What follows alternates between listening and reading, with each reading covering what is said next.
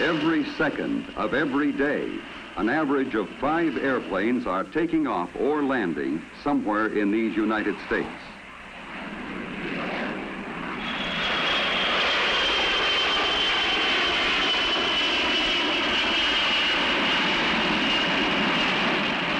Every day, our airlines fly, on the average, a distance equal to 4 round trips to the moon.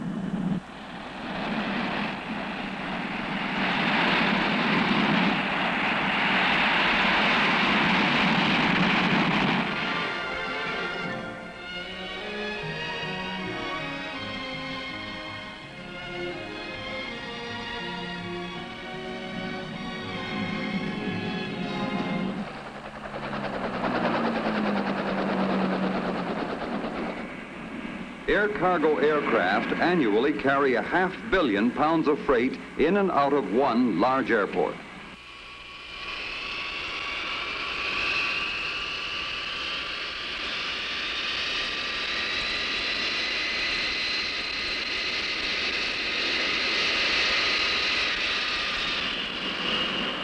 So it all adds up to a lot of activity. As many as 50,000 passengers pass through a major terminal in a day, most of them with luggage. There are going to be continually more passengers. These passengers are going to fly more miles, and they are going to fly them faster.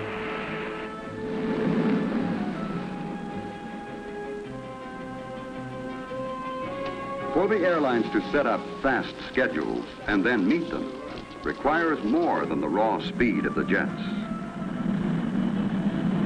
For you to have breakfast in New York and then be in Los Angeles in time for a second breakfast involves a lot more than the flying time from coast to coast.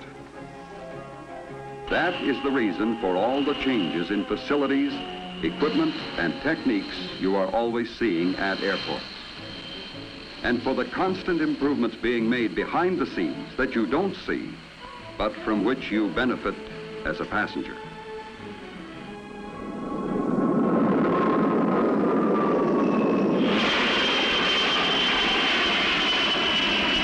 Each flight consists of innumerable, seemingly unrelated items, people, and activities that must be brought together for a temporary but specific purpose. How is it possible to coordinate all that is required for a flight? For flight after flight, day after day, and still to include provision for last-minute changes? May I help you?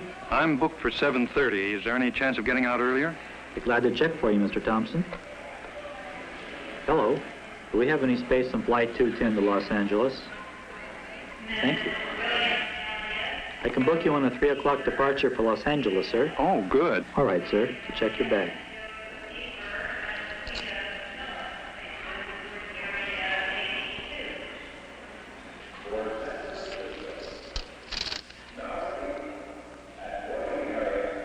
The modern air terminal is designed for passenger convenience, with services available that help make air travel an integral part of the life of a nation on the go.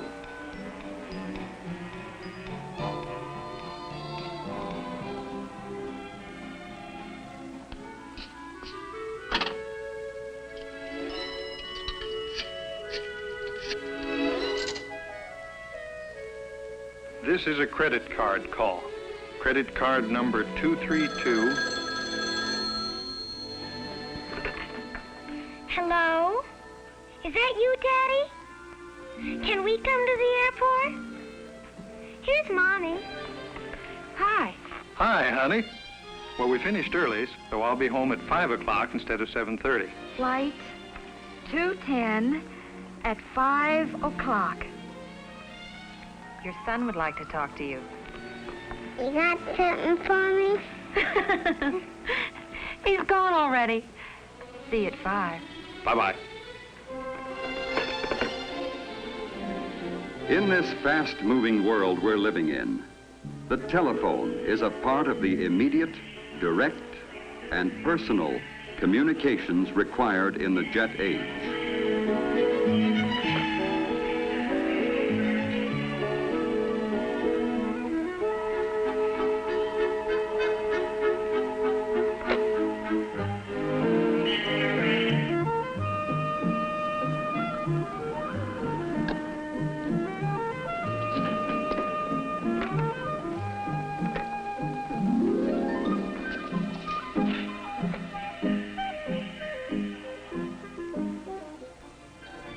And so many kinds of information are transmitted over communication lines.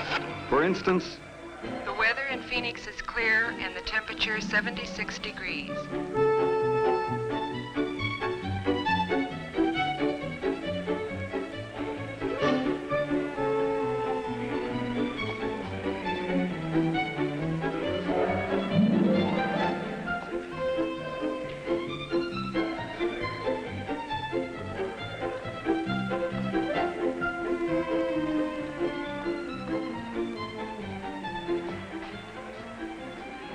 Hello.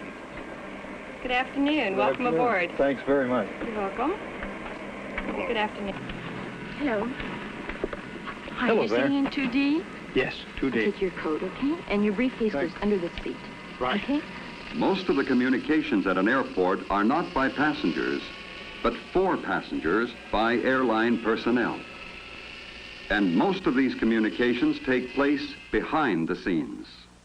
It starts with when you ask about reservations. Your call may be to a centralized reservations office, which serves many cities, where it goes to the first available agent in the order in which it is received. For example, in making a reservation, you could dial a local airline reservations number in Washington, D.C., but telephone equipment would automatically switch your call to the airline's reservation center, such as this one in Charlotte, North Carolina. Here, the agent has immediate access to all required information and can make your reservation immediately. Or you may dial a local number in your city, talk to an agent in a local ticket office, and that agent will check with his airline's reservation center, which may be from a few miles to the length of the continent away. Telephones and telephone lines play an important part in making airline reservations. The airlines use high-speed computers to keep a record of future reservations. Your call is probably one of 10,000 to come into a reservation center that day. But the combination of computers and high-speed communications will give you an immediate answer. Another method. If you were to stop into a ticket office for flight information, say to Chicago or New York, or even around the world, the agent would put your request for a reservation into a console, which transmits it over the telephone lines to a centralized office.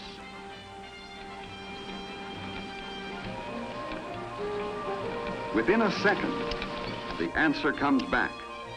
If you book the flight, the agent puts that data into the console for transmission to the reservation center for relay to the computer. Other reservation agents across the country now have this information available. Passengers board the plane only a few minutes before takeoff, but long before this, preparations for the flight are begun. Of course, some problems are bigger than others. Would you send up the seatbelt extension right away, please? Thank you. Preparations center in the airline's dispatch office, which is the funnel toward which all other company operations, equipment scheduling, maintenance, crew scheduling, ground operations, and reservations are directed. Need information to schedule fuel load for Flight 210 to Los Angeles. What's the payload look like? Haven't any passengers booked. We're picking up considerable freight. We'll call you back as soon as we can. Before the flight, the passenger manifest comes in from reservations. Then, immediately after takeoff, the passenger total will be teletyped to all downline airports. The number of meals that are put on board is determined from the manifest. The flight captain has checked with the dispatcher and now looks over the weather reports and charts en route. He's now preparing his flight plan, which will be forwarded by teletype to the Federal Aviation Agency Air Route Traffic Control Center. Direct communications are used for last-minute changes. We'll need 4 extra meals. One of those must be a salt-free diet. No smoking, and please fasten your seatbelts. Oh, thank you. You're welcome. Oh, that's handy. Well, now we can take off. Yeah, you're all set. All set and on time. Ground control, United 210, taxi clearance, please. Instrument flight plan, over. This is O'Hare Ground Control, cleared to runway 32 left. Taxi by the outer circular taxiway. Hold clear of the active. Contact the tower 118.1 when ready to go. United 210, roger.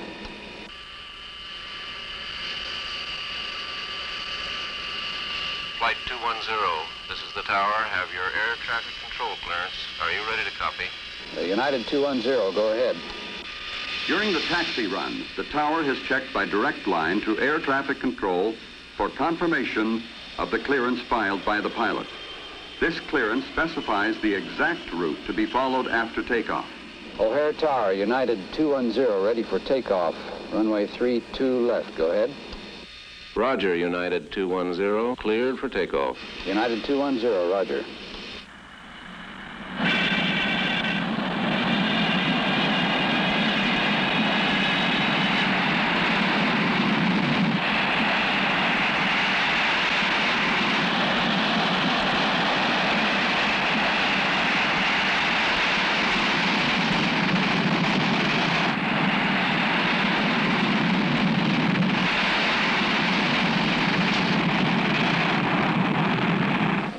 The takeoff is being monitored in the tower by radar departure traffic control of the Federal Aviation Agency. O'Hare Tower, United Flight 210, off the ground at 305. Roger, United 210, radar contact. Traffic at 3 o'clock, 2 miles eastbound. Traffic 10 o'clock southbound, 4 miles. Over. Radar departure traffic control now gives United Flight 210 current position, heading to take, altitude assignment, and reporting instructions.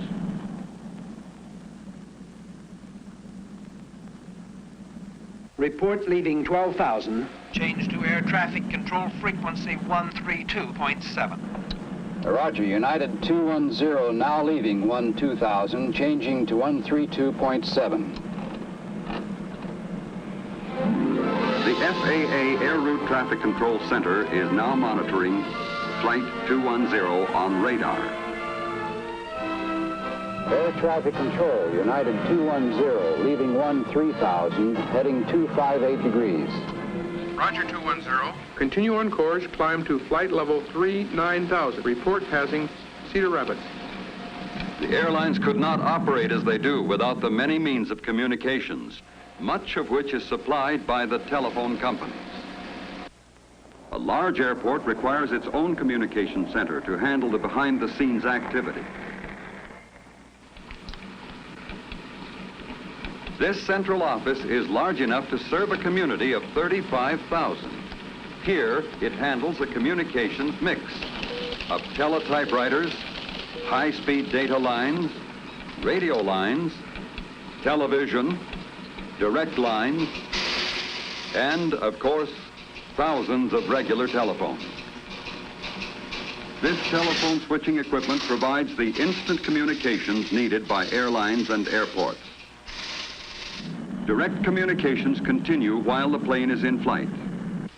Air route traffic control centers continually follow the aircraft on radar scopes throughout its entire flight, passing control from one sector to another. In this way, all traffic is kept under surveillance at all times. Flight 210, contact Denver Center on frequency 133.5 now. Roger, United 210, changing to Denver Center, 133.5. The FAA controller keeps aircraft separated by time, distance, and altitude. In addition to direct and continuous contact with the controller by radio, a pilot receives reports at regular intervals from the Weather Bureau and also can talk directly to pilots of other aircraft in the area. Each flight also maintains voice contact through AirInc, an airlines-owned communications organization, where an operator receives the message by radio and then puts it on a teletype connected with the airline dispatch office.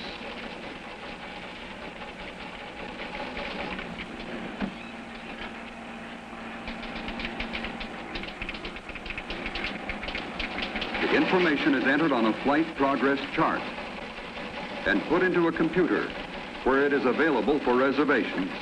and information agents throughout the airline system.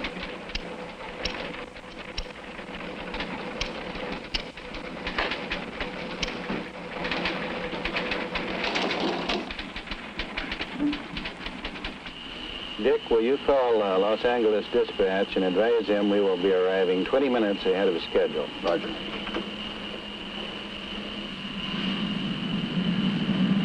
At Air Inc., a connection can be made for direct communication between the aircraft and the dispatch office.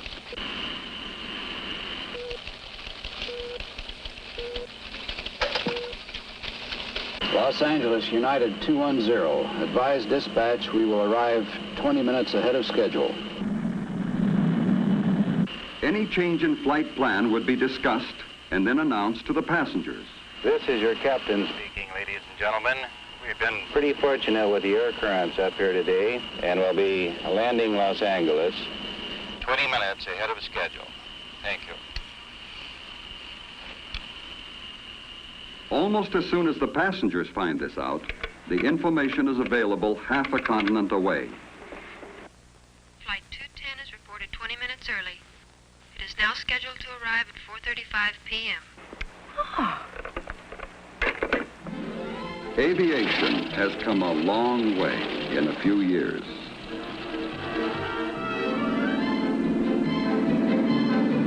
And communications also have come a long way in a few years. Each has helped the other grow. Many equipments and techniques that are now standard in everyday communications are the result of specific requirements by air travel communications. Air traffic is increasing. Airports keep right on building and adding runways as well as lengthening them. Even now, a jet may hold on the ground in Miami for conditions to clear at its destination in Houston. This is possible because of the speed of the jet and because communications are immediate and direct.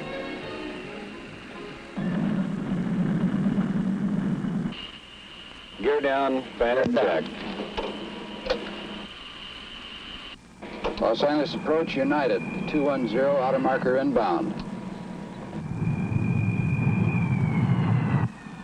Roger, 210, cleared to land.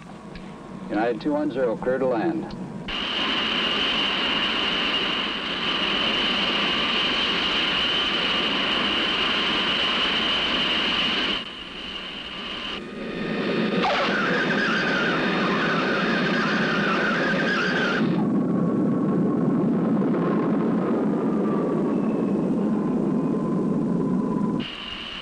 Los Angeles Ground Control, United 210. Taxi clearance to the gate, please. United Flight 210, turn right at the first high-speed taxiway, clear to gate 72.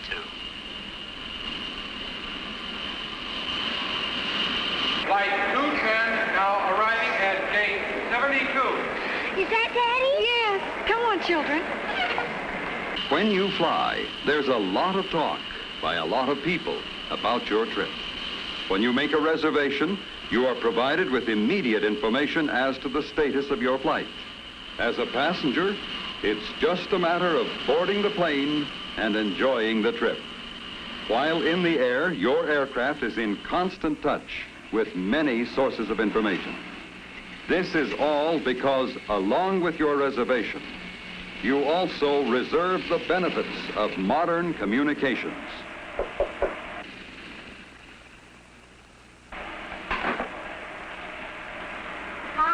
You're real early. We didn't have the usual headwinds today. And I love it. Have a date for dinner tonight. Well, that's fine for you, but my wife's going to pick me up, and I told her this plane wouldn't be here for, almost 30 minutes yet. She may surprise you. Wouldn't be the first time.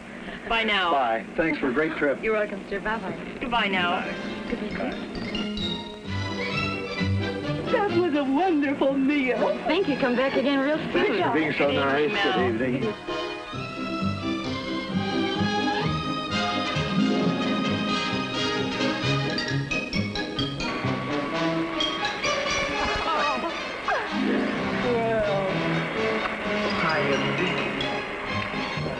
But this is great. How'd you know the plane was going to be early? I phoned.